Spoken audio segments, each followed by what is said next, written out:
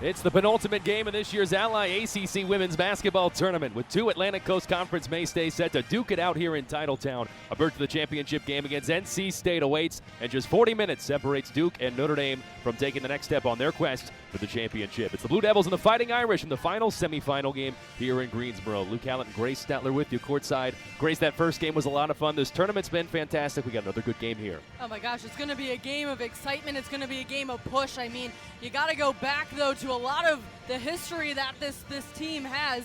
If you go back in the tapes about 3 weeks ago, you'll find the last matchup between the two squads. But to your point, it ruled in favor of Notre Dame. Sophomore guard Hannah Hidalgo scored a game-high 19 points, and at the top-ranked Fighting Irish held Duke to 22 second-half points to down the Blue Devils 64-49 on a Monday night in South Bend. Notre Dame looks to hold them to the same level today, challenging the Blue Devils to take tough shots from the outside. And this is a really good Duke team. They clipped Louisville their last time out on the floor. They have a lot of athleticism and a really great guard play. Well, it's a 24-7 team that's coming in hot and ready to challenge the Fighting Irish. In the most recent game, like you said, against Louisville, 4 different Blue Devils scored in double figures to secure that 61-48 win. Okonwa led the Blue Devils with 13 points and went 4 for 7 from the field. And Richardson, non-fire, not far behind with 12. Luke, they're a team that has all the pieces to the puzzle and looks to put them together today. No doubt. And this Notre Dame team, the word juggernaut has been thrown out before. Hannah Hidalgo, Olivia Miles, they have so many weapons on this team. Well, I mean, they're called the Fighting Irish for a reason. It's because of that one word, fight. It's a team that bested Cal in a 40-minute battle with the final 73-64. The turning point for the Irish was in the third quarter. They came out of the locker room here in Greensboro storming to take over a Cal team that had the lead with 5:08 left in the third. Miles and Hidalgo, like you said, led the pack, totaling 19 of the Irish's 24 in the third quarter. They've got the hot hand, and they look to keep it hot from all the way out in South Bend. It is Duke and Notre Dame, the final semifinal game. The winner gets NC State in the championship come tomorrow. We will step aside, get you starting lineups for the Blue Devils and the Fighting Irish when we come back. This is the 2025 Ally ACC Women's Basketball Tournament from Learfield. Harassed already out on the perimeter. Give to Westbeld, near side, right to left come the Fighting Irish. A jab step for Westbeld. Give it to Citron. Curls off a screen back to the middle of the lane. Citron, elbow, jumper, buries it. 2-0 early, Fighting Irish. I mean, it's just such great ball movement. You can't talk about it enough. It was just too easy.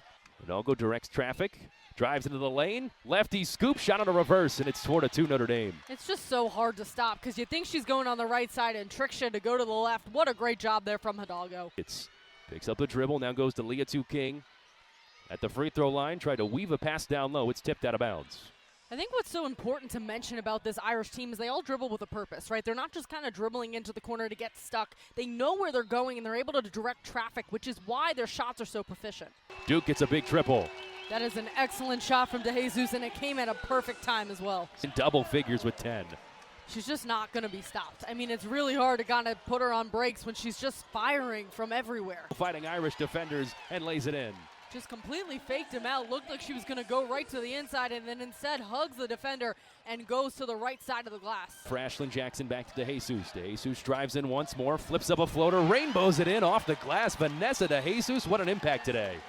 I mean, she's done an excellent job, and it's just the dribble drive. It's a find on the inside to move to the outside. She tricks them every time. What a find there for Koval, just to be able to back off her defender, put her one arm up, and just completely grab it. Well, I mean, it's going to be something that will progress as well, right? But the big number to kind of keep an eye on is all the paint points, right? 16 for Duke, 14 for Notre Dame. So a lot of the points they're getting, not necessarily are from outside on the field. Neither team shooting astoundingly well from 3, both going 1 for 5. What they're doing well is getting in the paint and scoring.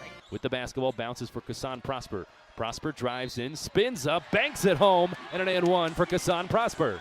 What a beautiful move. Goes right down Broadway and then spins at the bottom of it and is able to find the back of the glass.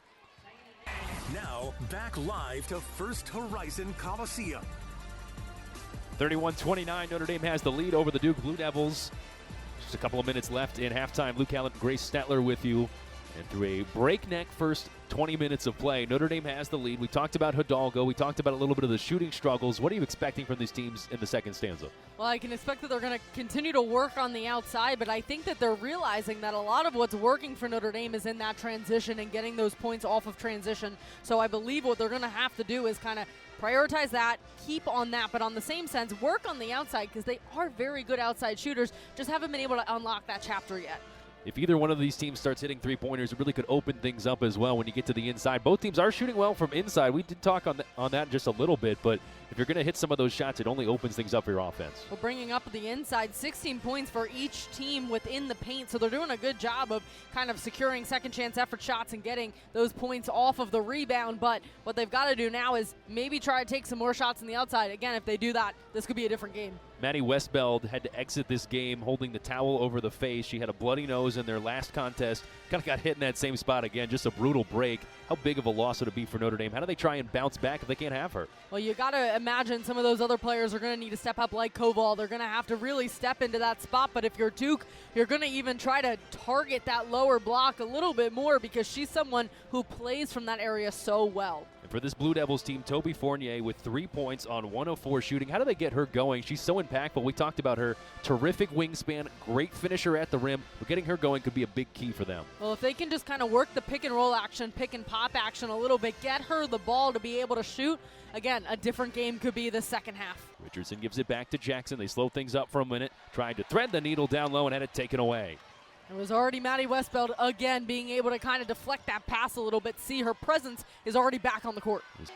And you knew at one point the 2-3 zone was going to break a little bit, and it's on shots like that where you just can't cover everything at once. The other direction goes Donovan, bounces it for Mayer in front of the defense, and Duke takes the lead. What a beautiful pass there. Just completely splits the defense, goes right between the legs of both Notre Dame players and is able to put it through. And I think that's where some of the issues right now have been kind of coming from for Notre Dame, right? The 3-second violations, some of the turnovers, it's just been in a lack of communication, and that's what's been their biggest struggle. In Titletown, winner getting NC State tomorrow. Blue Devils with that 5-point lead really started to pull away in that third frame. The defense was at the catalyst of that run. Well, just a couple of miscues from Notre Dame that allowed Duke to be able to capitalize, and I think that was the biggest thing that I'm sure head coach Neil Ivey is talking with her crew about right now is you got to be able to limit those miscues because that's where all of their points were coming from. But credit to Duke for everything that they were able to put together. The scrappiness like we talked about, right on top of the outside shooting, to be able to get some of the inside shooting, putting really all those pieces of the puzzle together.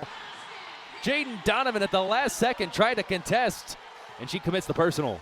And she was excited about that one, stomped her foot on the ground and crossed her arms.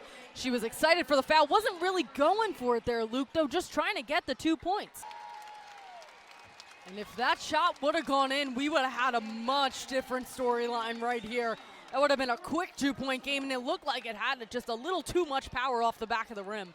And there will be a new champion of the ACC tournament. Notre Dame bounced in the semifinals. The Duke Blue Devils win it 61-56. They topple the Irish and move on to the finals. Well, what else could you want but an interstate rival game? You talked about it. It's going to be a sea of blue and red in here tomorrow. Blue Devils win it 61-56. They trailed at halftime, but Duke locks it up in the second half with an impressive defensive effort. They get timely buckets from Jackson, Okonowa, a couple of other Blue Devils as well. They walk out of here a winner. And this game with NC State is going to be so much fun tomorrow. It's going to be excellent because of the defense, because of the offense. We talked about how good Duke is and the idea that they are just very versatile, but NC State is as well, so it's definitely going to be a 1-2 kind of game. Kara Lawson at half court with her Blue Devil team. Cameras all around, media members swarming.